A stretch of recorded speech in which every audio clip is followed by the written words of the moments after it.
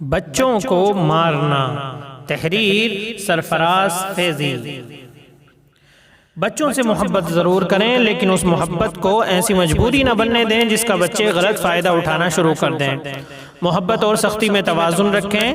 آپ کی محبت کے ساتھ ساتھ آپ کا خوف بھی بچے کے دل میں ہونا چاہیے۔ حد سے بڑا ہوا لاڈ پیار بچوں کو بگاڑ دیتا ہے۔ ضرورت سے زیادہ لاڈ پیار میں پلے بڑے بچے والدین کے نافرمان اور بدتمیز ہوتے ہیں۔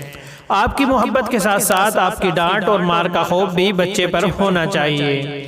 نبی صلی اللہ علیہ وسلم کا فرمان ہے، علقوا الصوت حیث یراہ اہل البیت فإنہ لہم ادب، یعنی ایسی جگہ پر کوڑا لٹکاؤ جہاں سے گھر والے افراد کو نظر آ سکے، کیونکہ یہ ان کے لیے باادب ہونے کا سبب ہے۔ الطبرانی جلد نمبر 10 صفحہ نمبر 344 345، السلسلۃ الصحیحہ حدیث نمبر 1447۔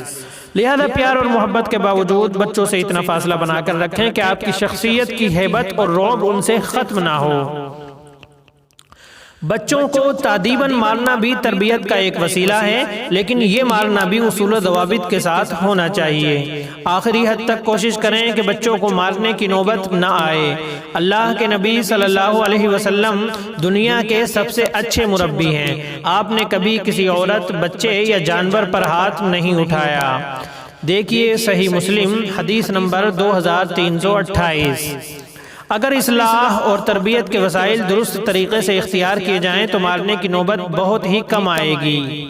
بچوں کو معمولی اور چھوٹی غلطیوں پر نہ ماریں، بڑی غلطی پر ماریں۔ غلطی جتنی بڑی ہوگی رد عمل اتنا ہی سخت ہونا چاہیے، کیونکہ بچہ آپ کے رد عمل کی بنیاد پر ہی غلطی کی سنگینی سمجھتا ہے۔ بات بات پر مارنے سے بچے ڈھیٹ ہو جاتے ہیں۔ بچے پر مار سے زیادہ مار کا خوف اثر انداز ہوتا ہے۔ زیادہ مار کھانے والے بچے جری اور نڈر ہو جاتے ہیں۔ ان کے دل سے مار کا خوف نکل جاتا ہے، وہ مار کھانے کے عادی ہو جاتے ہیں، پھر کوئی اور چیز ان کو غلطی سے نہیں روک پاتی۔ بچوں کو غلطیوں پر ماریں، نادانستگی میں ہونے والی خطا اور بھول چوک پر نہیں۔ بچہ کوشش کر کے بھی اگر کامیاب نہیں ہو پا رہا تو وہ سزا نہیں، حوصلہ افزائی کا مستحق ہے۔ مارنا تربیت میں آخری تادیبی کارروائی ہے۔ جب تربیت، افہام و تفہیم اور اصلاح کے سارے وسائل اختیار کیے جا چکے ہوں لیکن اصلاح ہو کر نہ دے رہی ہو تو مارنا آخری حل ہوتا ہے۔ بچوں کو اس عمر میں ماریں جب ان کو مار کا مطلب سمجھ آتا ہو۔ اللہ کے نبی صلی اللہ علیہ وسلم نے نماز کے متعلق فرمایا کہ بچے کو 7 سال کی عمر میں نماز کی تاکید کرو اور 10 سال کی عمر میں نماز ترک کرنے پر مارو۔ سنن ابو داؤد حدیث نمبر 495۔ اس حدیث سے یہ بات سمجھی جا سکتی ہے کہ کم عمری میں بچے پر ہاتھ نہیں اٹھانا چاہیے۔